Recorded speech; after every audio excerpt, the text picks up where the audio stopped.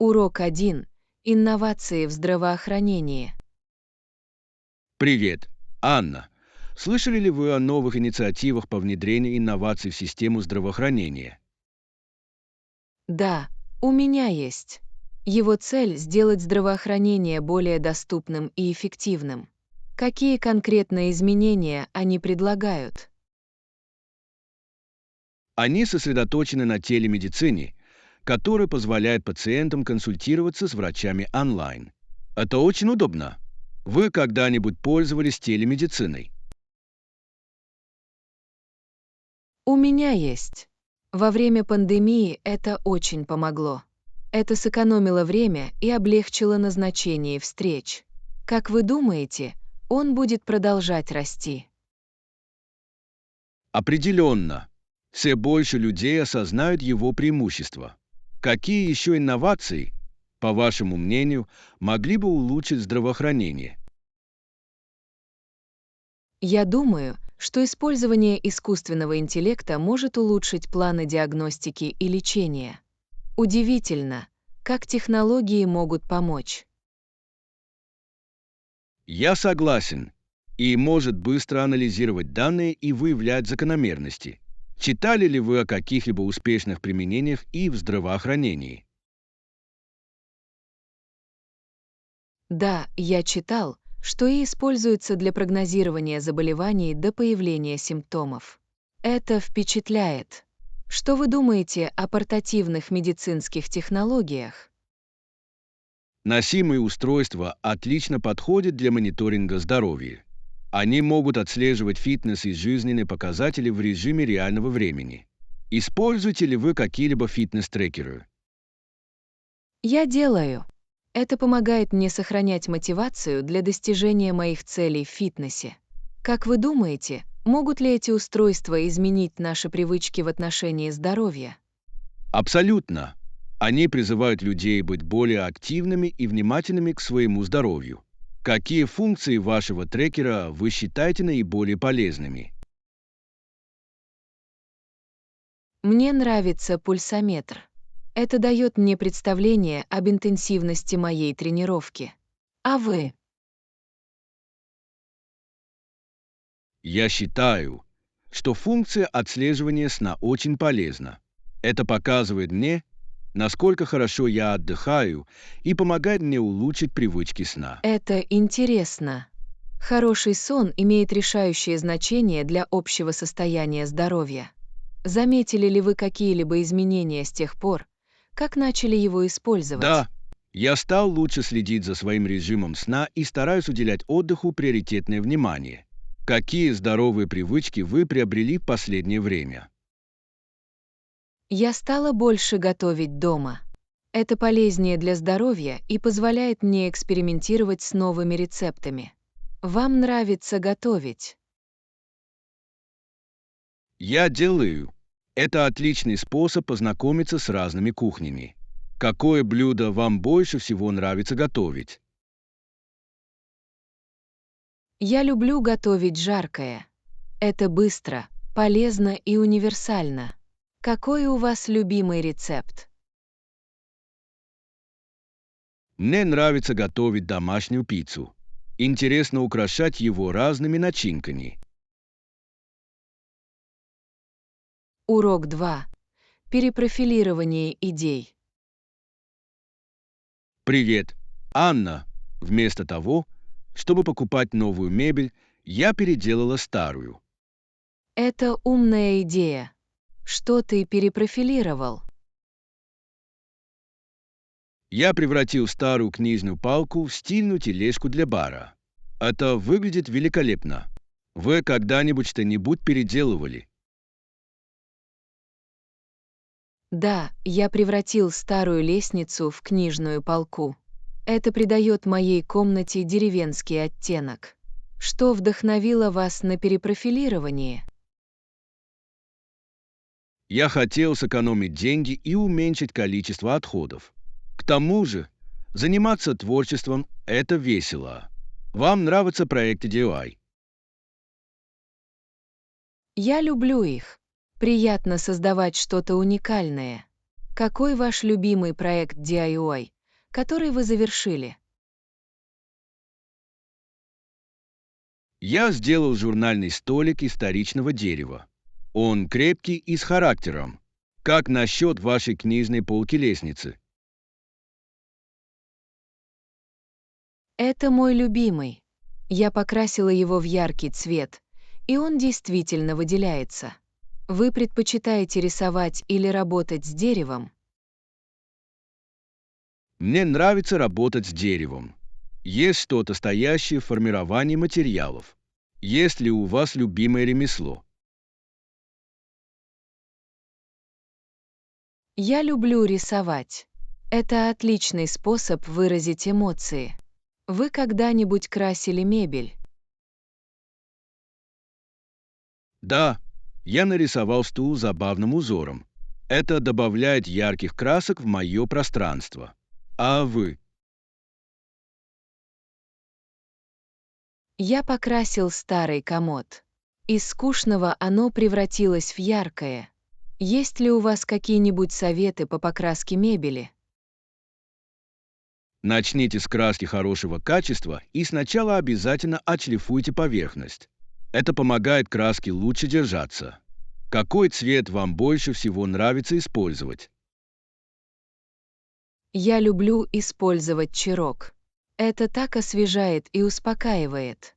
Есть ли у вас любимый цвет для ваших проектов? Я предпочитаю землистые тона. Они создают теплую атмосферу. Вы когда-нибудь участвовали в проектах по переработке отходов?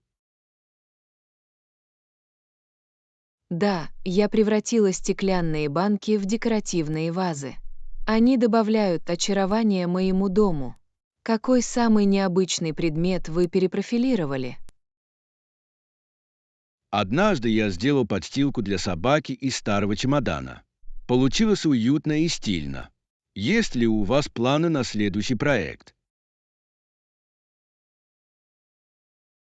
Хочу сделать садовую скамейку из поддонов. Он идеально подойдет для моего открытого пространства. Что дальше в вашем списке DIY? Думаю сделать рамку для фотографий на заказ. Будет прекрасным дополнением к моей стене. Урок 3. Кулинарные изыски. Привет, Анна.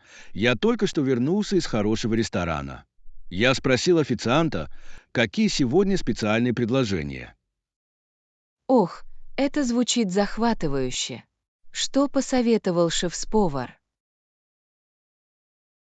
Он порекомендовал пасту с морепродуктами. Это звучало восхитительно. Вы поклонник морепродуктов. Абсолютно. Я люблю креветки и морские гребешки. Они придают макаронам отличный вкус. Пробовали ли вы приготовить пасту с морепродуктами дома? У меня есть. Это не так уж сложно и на вкус свежо. Какие ингредиенты, по вашему мнению, необходимы для хорошей пасты с морепродуктами? Свежие травы, такие как петрушка и базилик, действительно улучшают блюдо. А хороший чесночный соус делает его еще лучше. С чем вам нравится его сочетать? Обычно я подаю его салатом и чесночным хлебом. Он прекрасно дополняет блюдо. У вас есть любимый гарнир. Мне нравится легкий салат «Цезарь» с пастой из морепродуктов. Хруст гренок — приятный контраст. Пробовали ли вы когда-нибудь другой вид пасты? Да, я недавно попробовала феттучини со сливочным соусом. Это было богато и сытно. Какая ваша любимая форма макарон? Обожаю фарфалли. Его форма интересная, и он хорошо держит соусы. Как вы думаете, форма макарон влияет на блюдо? Определенно. Различные формы могут изменить текстуру и то, как соус прилипнет к ней. Какой соус вы предпочитаете к пасте? Обычно я готовлю простую маринару, но мне нравится экспериментировать и с соусом песто. Это добавляет свежий вкус. Пробовали ли вы делать соусы самостоятельно? Да, я однажды приготовила домашний томатный соус. Это было намного вкуснее магазинного. Какую кухню ты любишь готовить? Обожаю итальянскую кухню. Вкус яркий и успокаивающий. А ты? Мне нравится готовить блюда средиземноморской кухни. Они полезны для здоровья и часто содержат свежие ингредиенты. Часто ли вы пробуете новые рецепты? Я делаю. Я люблю открывать для себя новые вкусы. Воссоздать ресторанные блюда дома — это увлекательная задача. Вы когда-нибудь посещали кулинарные курсы? Пока нет, но очень бы хотелось.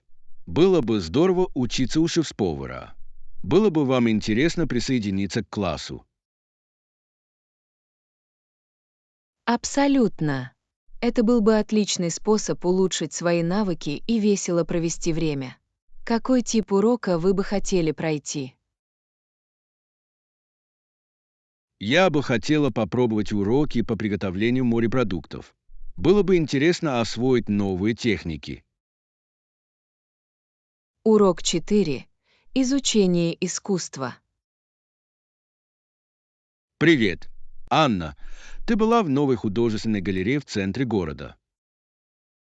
Нет, у меня нет. Я слышал об этом много хорошего. Что ты можешь мне рассказать об этом? Что ж, если вы любите скульптуру, в центре города есть галерея с потрясающими скульптурами. У них разные стили. Это звучит интригующе. Я люблю скульптуры. Есть ли у них какие-нибудь известные артисты? Да, у них есть работы местных художников, а также нескольких известных скульпторов. Это хорошая смесь. Какие скульптуры вам нравятся больше всего? Мне очень нравятся абстрактные скульптуры. Они часто заставляют меня думать и чувствовать по-другому. А ты? Я предпочитаю реалистичные скульптуры. Есть что-то захватывающее в съемке реалистичных деталей. Вы когда-нибудь пробовали лепить самостоятельно? Однажды я посещал уроки гончарного дела, и это было так весело. Это было сложно, но полезно. Вы когда-нибудь что-нибудь мастерили? Я пробовала свои силы в лепке из глины еще в школе. Это было грязно, но приятно. Хочешь пойти еще на урок рисования? Определенно. Я подумываю о том, чтобы попробовать себя в скульптурной мастерской. Было бы здорово освоить новые техники. А вы? Я бы хотела пойти на урок живописи. Это другая форма выражения. Какой материал вы предпочитаете для своего искусства? Мне нравится работать с глиной, потому что она тактильна и гибка. Это дает простор для творчества. Есть ли у вас любимый стиль рисования? Меня тянет к импрессионизму. Цвета и мазки кисти создают такое эмоциональное воздействие. Что вы думаете о современном искусстве? Современное искусство действительно может заставить задуматься. Некоторые произведения заставляют меня задуматься, что такое настоящее искусство. Видели ли вы какое-нибудь современное искусство, которое Да, вас удивило? я однажды видел гигантскую инсталляцию из вторсырья. Это было и красиво, и значимо. Какое ваше любимое произведение искусства? Я люблю «Мыслителя» Родена. Он прекрасно передает глубокое созерцание. Есть ли у вас любимый художник? Я восхищаюсь Ван Гогом за его уникальный стиль и эмоциональную глубину. Его использование цвета потрясающе. Что, по вашему мнению, делает искусство важным? Искусство отражает культуру и эмоции. Он объединяет людей разного происхождения. Считаете ли вы, что каждый должен попробовать заняться искусством?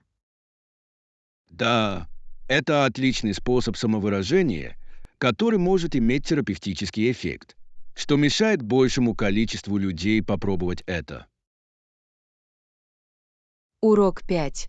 Успокаивающий дождь. Эй, Анна, сегодня утром я слушал дождь. Это может быть весьма успокаивающе. Вам не кажется? Определенно. Звук дождя идеально подходит для отдыха. Это заставляет меня чувствовать себя уютно и спокойно. Вам нравятся дождливые дни? Я делаю. Они отлично подходят для того, чтобы оставаться дома и читать хорошую книгу. Какое твое любимое занятие в дождливый день? Я люблю смотреть фильмы. Есть что-то особенное в том, чтобы свернуться калачиком с одеялом и теплым напитком. Какой жанр кино вы предпочитаете? Обожаю триллеры. Они держат меня в напряжении. А ты?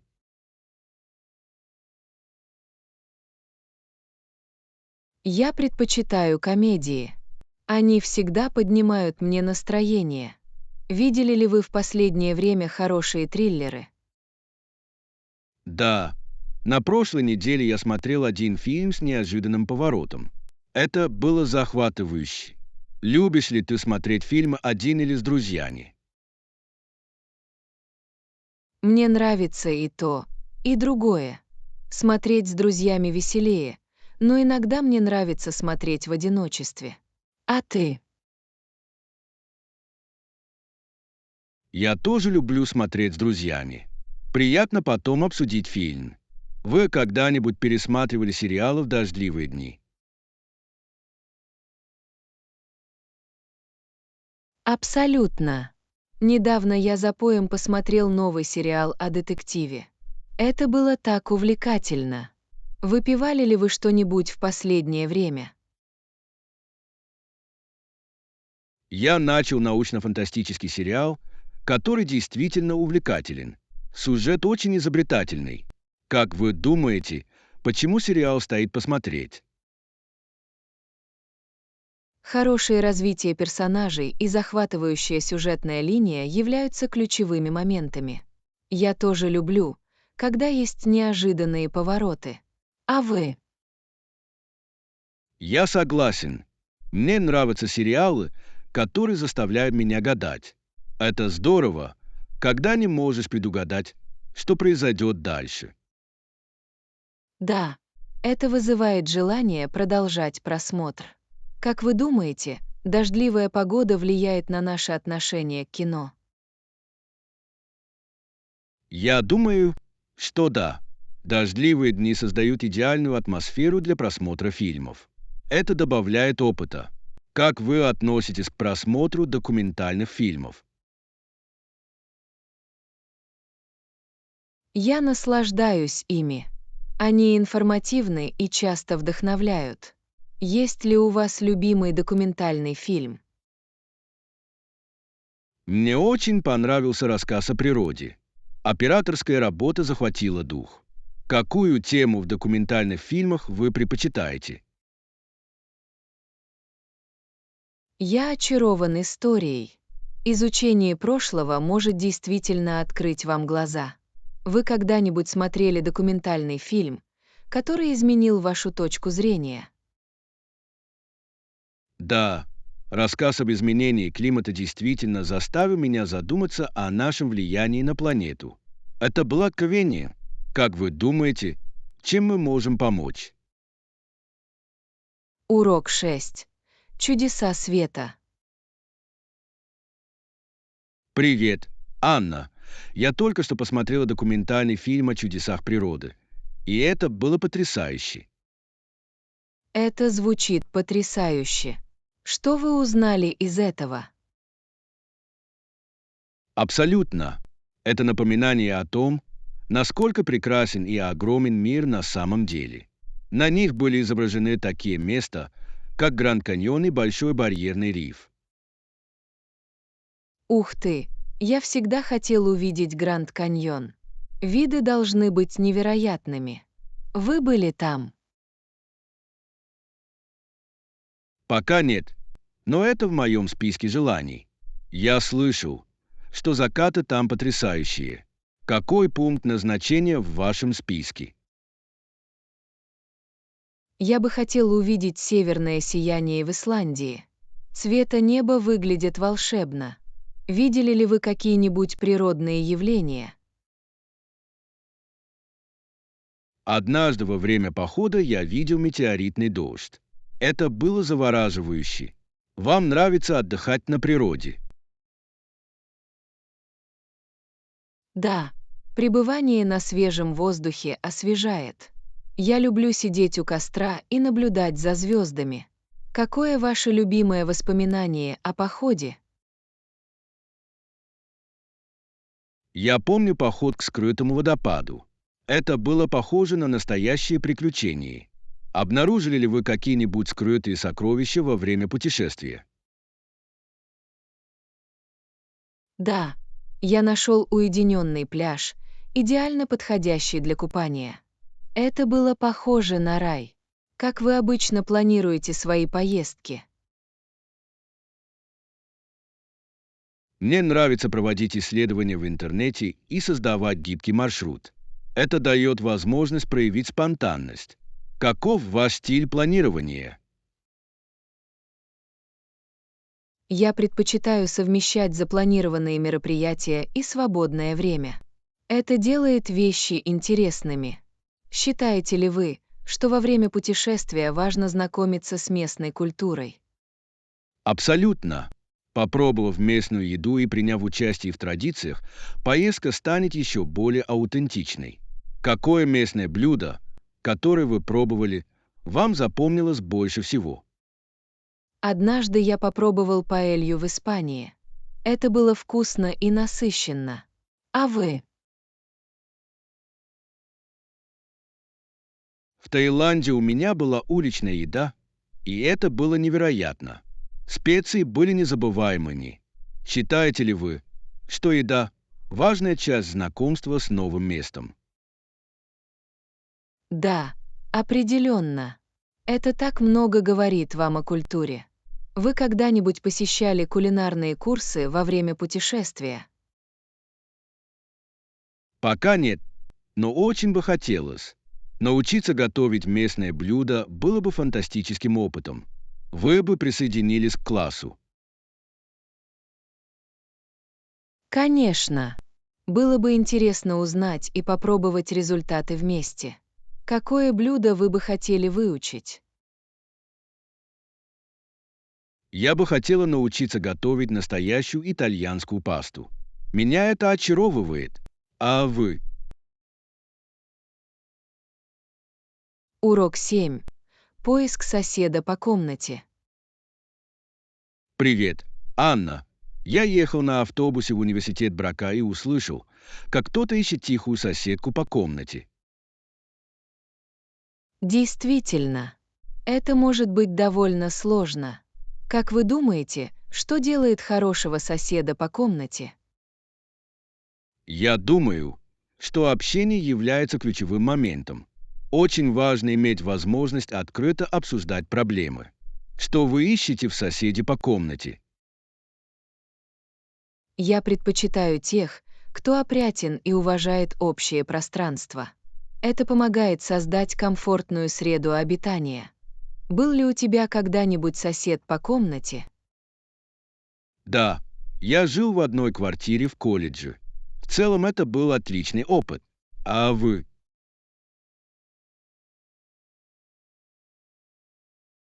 В прошлом году у меня был сосед по комнате, и мы хорошо ладили. Нам нравилось готовить вместе. Как вы думаете, жизнь с кем-то может укрепить дружбу? Определенно, совместная жизнь может привести к обмену опытом и воспоминаниями. Какое твое любимое воспоминание о соседе по комнате? Каждую пятницу у нас были вечера кино. Это был интересный способ расслабиться после напряженной недели. Есть ли у вас какие-то традиции с вашими бывшими соседями по комнате? Раньше у нас были игровые вечера. Это был отличный способ сблизиться и весело провести время. Как вы думаете, насколько важна совместимость при выборе соседа по комнате? Очень важно. Подобный образ жизни может предотвратить конфликты. Какие вопросы вы бы задали потенциальному соседу по комнате? Я спрашивал об их распорядке дня и о том, как они справляются с домашними делами. Хорошо знать привычки друг друга. А вы? Я бы спросил об их общественной жизни. Приятно знать, являются ли они более сдержанными или общительными. Сталкивались ли вы когда-нибудь с конфликтами с соседом по комнате? Да. Однажды мы разошлись во мнениях по поводу уровня шума. Вопрос был решен после спокойного обсуждения. Как вы обычно разрешаете конфликты? Я предпочитаю решать проблемы напрямую, но с уважением. Лучше обсудить ситуацию до того, как она обострится. Как вы думаете, жизнь в одиночестве имеет свои преимущества? Абсолютно. Это дает вам больше свободы и конфиденциальности. Но иногда он может чувствовать себя одиноким. Что вы предпочитаете? Мне нравится иметь собственное пространство, но жить с кем-то тоже может быть весело. Это действительно зависит от ситуации. Каковы ваши идеальные условия жизни? Я думаю, мне нужен баланс. Может быть, небольшая квартира с соседом по комнате для общения, но при этом достаточно уединения. А вы? Урок 8. Будущие стремления. Привет. Анна, я думал о своих карьерных целях и о том, как они могут измениться. Это интересно. Что вы рассматриваете на будущее? Возможно, в будущем я бы хотел открыть свой собственный бизнес. Звучит захватывающе, но сложно. А вы? Я подумываю о продолжении своего образования. Я думаю, что степень магистра откроет новые возможности.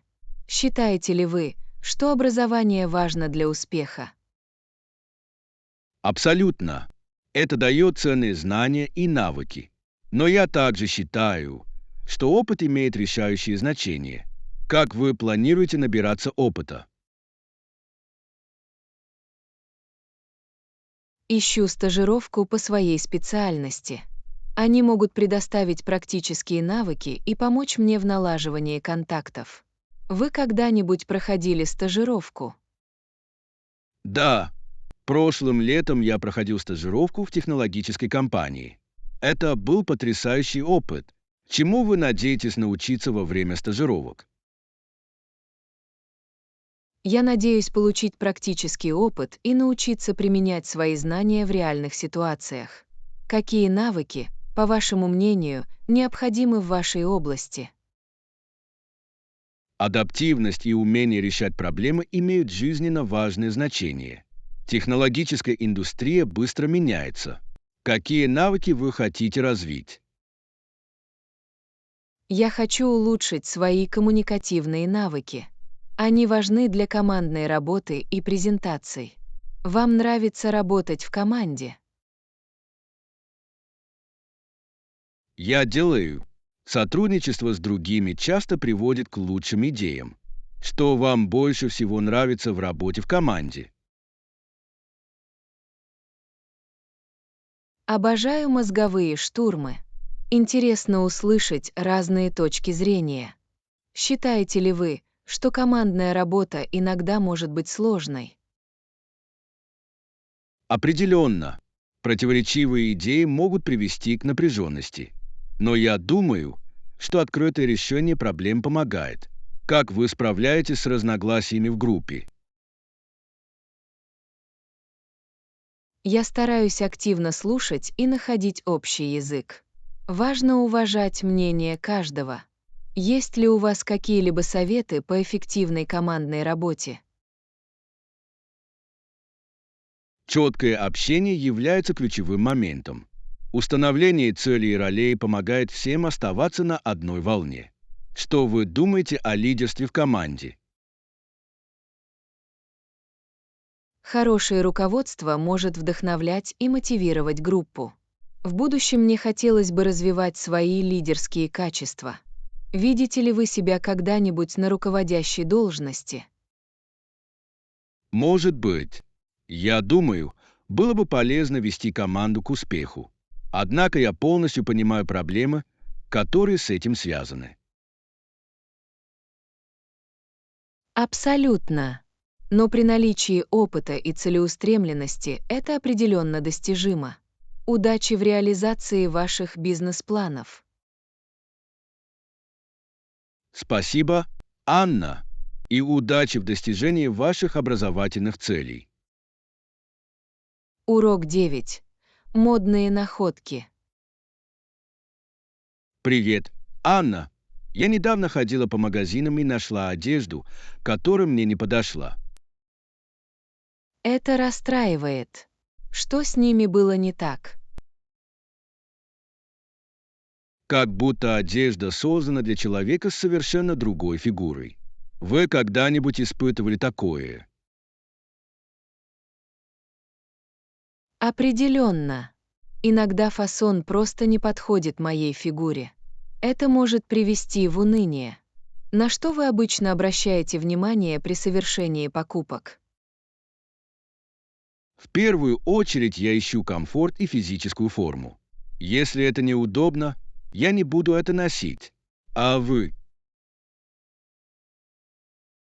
Я ищу универсальность.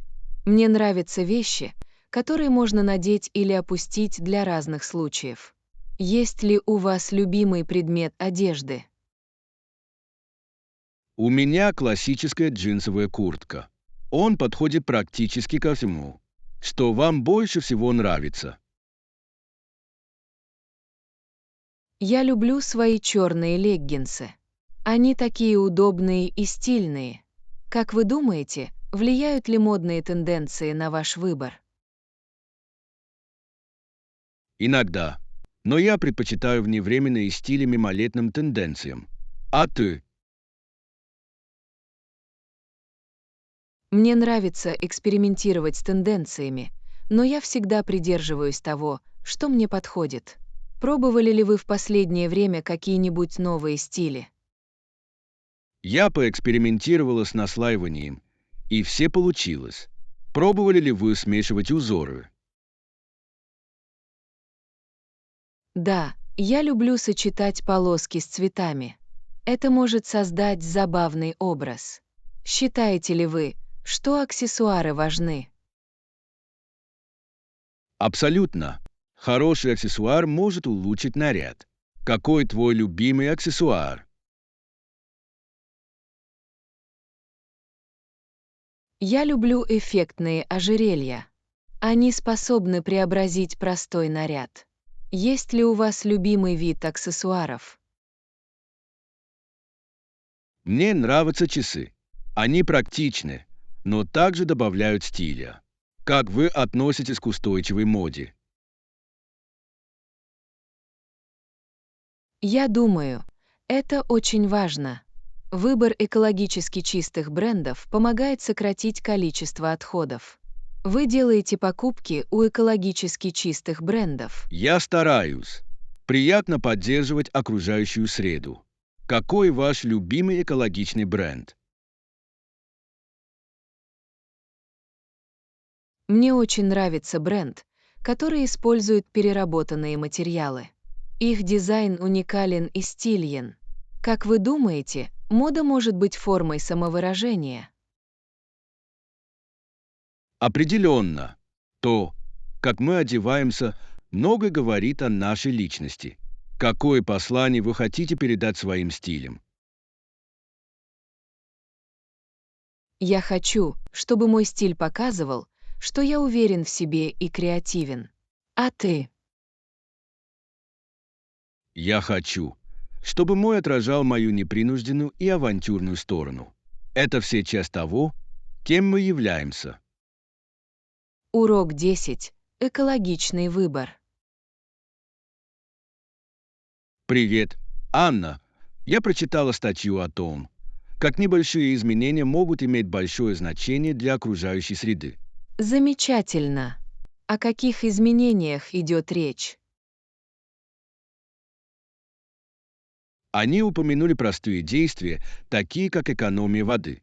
Это то, что мы все можем сделать легко. Что вы об этом думаете? Определенно.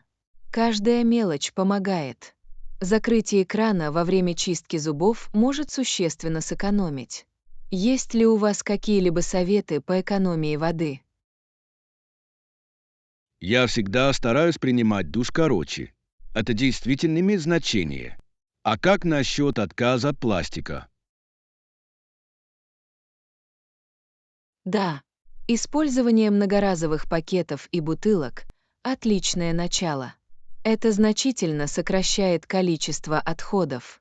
Внесли ли вы какие-то изменения в свой распорядок дня?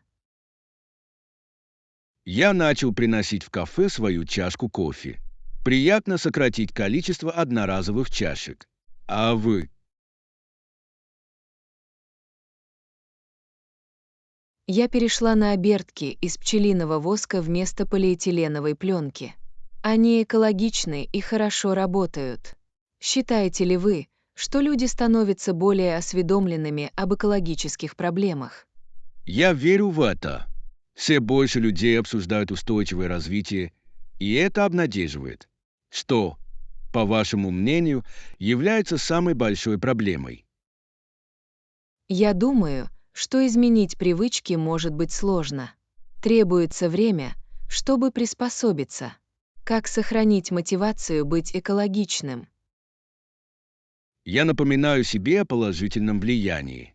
Просмотр документальных фильмов меня тоже вдохновляет. Есть ли у вас любимый экодокументальный фильм? Да, мне понравился один рассказ о сохранении океана. Это действительно открыло мне глаза на проблемы, с которыми мы сталкиваемся. Какой ваш любимый способ участвовать в экологической деятельности? Мне нравится участвовать в местных субботниках. Приятно видеть мгновенный результат. Вы когда-нибудь присоединялись к общественному проекту?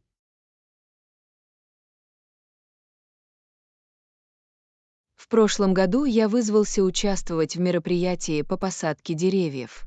Было приятно внести свой вклад в более зеленое будущее. Какие еще действия вы считаете важными? Сажать деревья– это важно. Они помогают очищать воздух и обеспечивают среду обитания. Какое твое любимое дерево? Я люблю цветущие вишневые деревья. Их цветы так прекрасны весной. У вас есть любимое дерево? Мне нравятся дубы.